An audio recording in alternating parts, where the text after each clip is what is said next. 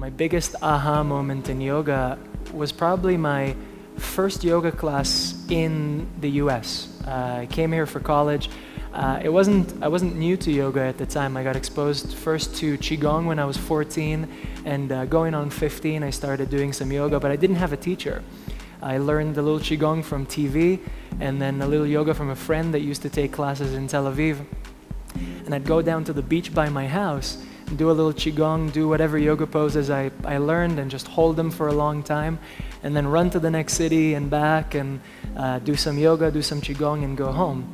After about a few years of that, maybe 3 or 4, I ended up in college in Los Angeles, and I was a new international student, and to my surprise, I was kind of miserable and lonely and homesick and confused and culture shocked.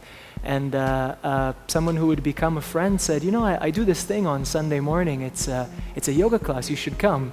And I said, oh, great. I do yoga. Sure, I'll come.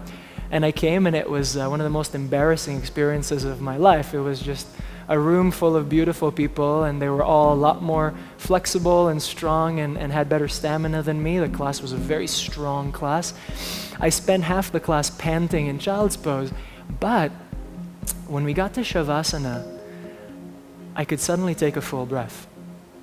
I didn't even realize until Shavasana how much I had been holding my breath with the anxiety and the stress of being a new immigrant. And it didn't go away necessarily indefinitely after that class. I struggled quite a bit that first year, but even though it was challenging and difficult, I kept coming back every Sunday because I could take a full breath. And I think that set me on a path as a yoga practitioner and ultimately as a teacher of understanding what this practice is really about. It's not for the body, it's via the body and through the body. It is there to heal our mind, to heal our heart, to heal our spirit. And it is through liberating the breath's path through the body that I learned to become a more accepting person.